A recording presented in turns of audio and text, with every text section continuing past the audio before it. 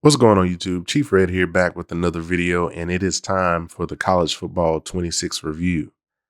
Ultimately, I've been playing this game for about 2 weeks now, so it's really about time to share my thoughts and give my initial impressions of the game now that I've got a decent amount of playtime in it. And ultimately, there's a lot to talk about. So let's talk about it. There's a few things I want to cover. A couple of game modes, Dynasty, Road to Glory. Those are the main game modes that I play. You're not going to hear me talk much about the online game modes because I don't really play those. So no head-to-head, no Road to College Football Playoff. This is only offline modes and, of course, gameplay because that's why we're all here. So let's talk about it. So starting with Dynasty, this is my most played mode for sure. I put the most hours on 25 into Dynasty mode, and I'm on track to do the same thing in 26.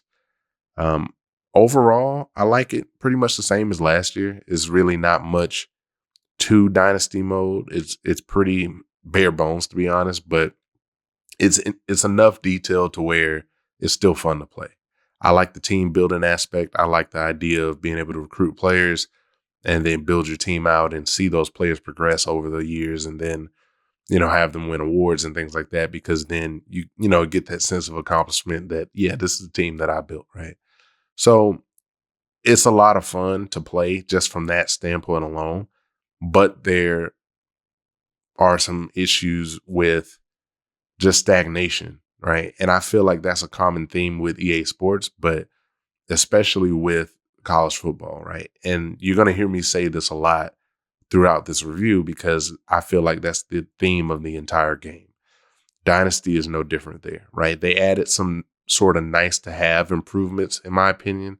I don't think it's anything that's super game breaking. So you're going to get things like they added recruiting battles, which is once you get to the end of, a recruit that's about to commit, you'll see that if you're really close to another school, you might have a little bit more time to really approach that recruit and, see if you can win them over. But, it's really not much different than it was in 25. It's just that they actually have a name for it now, right? So, there's things like that. Some of the coaching costs for your coaching tree are cheaper. They got more recruits in the pool. They've got new archetypes, which are, that's nice. They changed the cost of scheduling visits. So if a recruit is closer to you, it's cheaper to pull them in, which is definitely nice and changes your strategy a little bit. But none of this stuff is game breaking. And furthermore, none of this stuff is things that they couldn't have had in 25. I understand you might build something a certain way, and then you might think about it later and say, oh, how can we do that better? Let's tweak this. That's obviously great. Nobody's going to complain about that. But this could have been a patch. You could have done this stuff in 25, period. Right? So that's a common theme for this game. You're going to hear me say this a lot because you could have done this in last year's game. So the biggest overarching question is going to be, is this worth the $70 price tag? Or in some cases, $100 price tag if you want the early access, right? So that seems to be a common theme with this game. So overall with Dynasty, I have a lot of fun with it. I don't really see anything glaring that I just don't like in Dynasty. I think there are plenty of things that can be improved on, and I definitely might at some point come out with a wish list video for the game modes and the gameplay. But overall, I don't really see anything that I just don't like about Dynasty. I play this mode the most, and, it serves its purpose. It does what it needs to do. So Dynasty's fine, middle of the road, good, not great, and certainly not terrible. So Road to Glory, moving on to Road to Glory. So this mode is very similar to Dynasty. I feel that it's pretty middle of the road as well. The biggest addition to Road to Glory is the addition of high school. And it's a nice addition. It definitely is cool because it gives you the perspective of being a player and being recruited by coaches instead of doing the recruiting like you would in Dynasty. Really cool, right? I really enjoy that aspect of it. But that only lasts so long. You play 5 games in high school, and it's not even full games. It's moments in the game. So you have these goals that you hit, and that can affect your star rating and can affect your ranking, per position. But, the addition of high school is something that everybody wanted. And it's one of those things where it's probably the biggest addition to the game, not just Road to Glory. But the problem with this is that we've had high school before. We had high school in the old NCAA games in Road to Glory. So this is nothing that's actually new. And at the same time, I also understand there's only so much you can do with these modes, right? You can't go in and just add all this stuff to the modes and make it super, super detailed. You can only do so much with it, right? You play in high school, play the games, and then you go in, and then you go to college, you pick a college, and then you play the games, and then you export to Madden, and then you go to the NFL and try and become a Hall of Famer. All right, cool, yay, right? But when it comes to Road to Glory, once you get to college, it's the exact same as it was in 25. So their biggest change hinges on the idea of playing high school, which is something we had 10 to 15 years ago, right? So there's really nothing wrong with it. Not going to complain about it, but there's nothing groundbreaking here, right? That we haven't seen before. So, some of this stuff is cool and it's great. You got the ability to study and choose your, how you spend your week and things like that. But here again, that's weird too, because you have these choices to make where it's like, okay, you only get so many energy points and then you have to choose how to spend them. You can only study so much. You can only train so much. You can only improve your NIL status so much.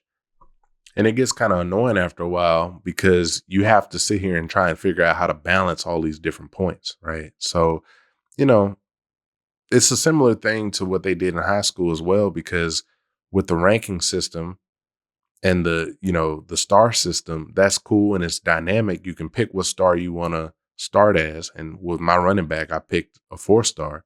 But if you miss one or two of those goals, you can drop pretty crazily, right? Like you can start at a 4-star, drop to a 3-star, and it's hard to get back up sometimes, right?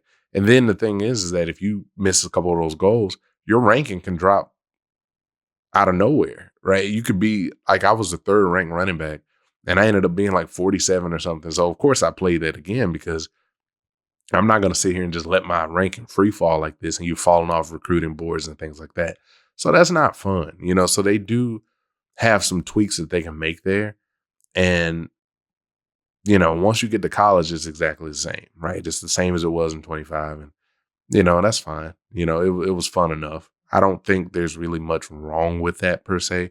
Like I said, there's only so much you can do with it without going the 2K route and making a complete 180 and doing this like, storyline cutscene type of mode, right? Which would be cool in general, but that gets tedious after a while, right? So there's only so many ways you can do things and, not have it get super repetitive, but it's a sports game at the end of the day and you're just playing football. So it's going to be repetitive at times. All in all, Road to Glory is fine. The additional high school is a nice touch. Here again, just a nice I have, something that people have been asking for a while. And here again, when you have the stagnation, you take things out and then you want to add it back in like it's this crazy new feature. That's where the frustration with EA Sports comes in, and probably a lot of sports games these days in general, right? So Road to Glory is fine. Presentation is decent. It's not great, but there are some small tweaks that they added that do help the presentation a little bit. They have some new stats that you'll see in the beginning of the games. You'll see, things like they might highlight what your quarterback did last week, and then they'll have the commentary to match, which is a nice touch. But ultimately, still bare bones, right? The lighting is really good. They really did the thing with that. They have the dynamic lighting now. So, the sun will actually go down as the game goes on. And it's going to be different for the time of year that you play. So if you play at 7:00 in, September or August, that's going to look different than 7:00 in November, right? So that's nice, right? But as far as the overall presentation package, it's very, very bland, right? I thought they would have improved on that this year compared to 25, but it's pretty much exactly the same. And this is where Madden is beating out college football. Now, to be fair, Madden has more time. They've been around for a little bit longer at this point because of the whole, college football took a break for 11 years, but Madden is now putting in different presentation packages for different games based on the night, right? So you're going to see Monday Night Football look differently than Sunday, which looks differently than Thursday Night Football. And that's something that probably should have been in the game a long time ago. But the fact of the matter is they're adding it for 26. College football doesn't have that. They have one presentation package, the generic EA Sports package, which is fine. But they're probably going to wait until 27 to give us the different options just to see how it goes in Madden and import that from Madden and use it for this, right? We know how it goes. Like basically both games are betas of each other at this point. So that's where the frustration comes in, because why do we not have this in the game this year, right? You have this whole development cycle and you didn't make anything, super crazy for this game. Like it's very stagnant compared to 25. But you couldn't even give us a new presentation package, right? This is where the ESPN package would come in handy. They used to have the ESPN package on the old game. And back in the day, HD was a big deal. So if you had an HD TV, it would actually show ESPN HD, which was a cool touch, right? You don't have that stuff anymore. It's a generic package and, with bland graphics to go along with it, right? So you'll see something cool in the beginning to say, okay, here's a starting O-line. But they only do it like once every blue moon. And then you'll see, oh, this is what your quarterback did last week. But you don't see any more stats for the rest of the game. If you do see it, it's in the play selection menu. And who wants to see that then? Like that takes you out of the immersion, because part of what you see on game day is you see stats at random points in time in the course of the game. If you see the offense going up to the line of scrimmage, that's when you see the stats. You might have a camera cut over to a receiver or a camera cut to a running back lining up or something like that, right? That's when you start to see those stats, not just randomly like in the middle of the play calling, right? That's just weird. So, there's stuff like that they definitely need to improve on, because it'll help with the immersion of the game. But overall, it's fine. They added some things like you'll hear different crowd sounds. So the crowds kind of chant the songs a little bit more, or they'll sing along with the songs. They added some new songs. They also added, like if you have a big hit, you'll hear the oohs and ahs of the crowd. That's cool stuff. Adds to the immersion of the game. But here again, nothing super groundbreaking. Commentary is definitely improved from last year, so they're a little bit more excited. Shout out Chris Fowler and Kirk Herbstreit. But, it's like overall, for the most part, it's the same, so I'm sure they'll come out with some more updates for presentation later, but we need different packages. Madden has it now. MLB The Show has had it for a few years. You already got the two separate commentary teams, so why not add a different presentation package to help it out, to help spice the game up a little bit more? Because presentation is a big deal, even though some people might skip it. That's fine, but it does add to the immersion of the game. Now, for the big deal, gameplay. Gameplay is a huge part of this game, and nobody really cares about a video game or any of the other features if the gameplay is trash, right? And this gameplay has a lot of issues, and it's even got more issues that weren't in 25. Overall, the biggest issue that everybody's going to have with it is the O-line play. And for me, I'm going to add defensive coverage into that. Both of those things suffer from the same issue to me, and I don't know why that is. It feels that college football is extremely scripted, and that's a problem, right? Because it takes the control out of your hands. Sometimes it feels like there's just nothing you can do, and you're going to see that on both sides of the ball. Sometimes it just feels like your team just goes flat out of nowhere, and it has nothing to do with momentum. I mean, it might be momentum, but it just feels like sometimes they don't really do their job or react to things the right way. And it just feels completely scripted, right? On defense, I mean, that's definitely the case on defense, because you'll have the perfect play call and you'll have a guy that, that's in coverage that's running right next to a receiver. And then the quarterback will still throw it to him anyway, even though he's not really open. And then your guy will just sit there, and it's like, well, why can you react like they react on defense? Like, it feels like the CPU's AI can do whatever they want while your AI is just dumb, right? And you can only control one person on the field at a time. You can't control all 11 players. So you have to sit here and rely on the script basically saying, okay, it's time for you to get an interception. You call the right play, let's give you an interception here. And that's where the frustration comes in, right? O-line play is still bad. O-line, here again, there's these times where it feels like the receivers can block downfield, the O-line can block the right person. And then there's times when it just feels like the O-line and the receivers just don't even see anybody in front of them. And they'll either go get somebody else or either they'll completely just run off like they're going to the locker room. Like that kind of stuff doesn't make sense to me because it's inconsistent, right? If it never happened and if you never saw O-line or receivers block the right person, then I would say, okay, legacy code issue. Y'all just got a broken game.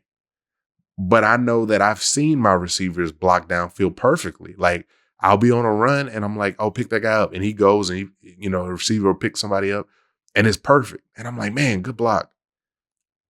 But then there's times when they just don't block anybody and they just go and they just go stare at the scoreboard. And that doesn't make sense. So then you have those moments on O-line where it's the same thing. It's like, man, this is a perfect pickup.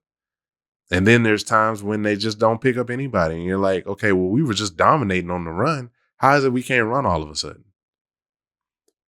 Right? It feels like they're trying to like get the AI back in the game or something. Like it's weird. And then when receivers break on the ball, that's when you can really tell it's scripted because you might call like man coverage or something. If they run a curl route, sometimes your DB will just break on the ball perfectly and take it to the house. And then there's other times, like 95% of the time, when they don't react at all. They'll just sit back, they'll run back 5 yards, and they'll just sit there and watch them and wait for the ball to come to them. And the AI quarterback knows what you're running, so they're just gonna be like, oh, he's gonna sit back, and I'm just gonna hit this little curl route, no problem. That happens way too often, right? So it's that kind of thing, and then add into it the bad mechanics. Sometimes the O-line will just do their kick step, or you have a tackle, he'll do his kick step, and he doesn't touch anybody. D-end just goes right past him. There's times when you have the bad tackling animations. I mean, you come in, hit stick somebody, and then they'll just bounce off of them. The AI will just break all the tackles. I don't know what happened with this last update, but they had a small update, and it feels that they broke the tackling. It feels like the AIs can break every first tackle attempt. I don't know what it is. And it's not just the star players, it's everybody. They can have the lowest rated stiff arm or the lowest rated break tackle, and it'll just be some random fullback or some random tight end. And you're like, that didn't make sense, right? So there's a lot of stuff going on like that. And I don't understand why that is. It almost feels like they program it on purpose that way because they can't program it any other way without, scripting it just to make it hard. Like, I don't want a scripted game just for the sake of making it hard because I'm playing on Heisman. That's not a good experience, right? Because if I'm playing on Heisman, I want to be able to outsmart the AI. I don't want to have a game scripted to the point where I have to come in and say, okay, like it was time for me to score or it was time for me to get this pick, right? I want to be able to affect the outcome. But I understand they probably wouldn't want the score to be 100-10, right? But I mean, it is what it is at that point, right? I just want a good semi-realistic game, right? I don't want these weird animations. But here again, this is what you get when you use a Frostbite engine that was actually built for Battlefield, a first-person shooter. It wasn't built for anything else. It was literally built for that. And you're trying to make this sports game fit into that environment, and it just doesn't work like that. So ultimately, I think the game is decent. I think it's a fun experience at times. I just think that it has a lot of fundamental flaws that create a bad experience for the game. And honestly, there's times when I question, like, why do I even play this game, right? Because it has those moments where you look and you're like, this doesn't make sense. And if you look at my previous video on some of the gameplay breakdowns that I have, and there will be more gameplay breakdowns, don't worry. You'll see exactly what I'm talking about. And I'll probably link that video, to be honest, because these are examples of things that is just, you have to question why they happen, right? So I can't talk about reviewing the game without talking about the gameplay. And there'll be more. There will definitely be more. But ultimately, if you played this game or if you got any questions or anything like that, feel free to leave those comments in the comment section below.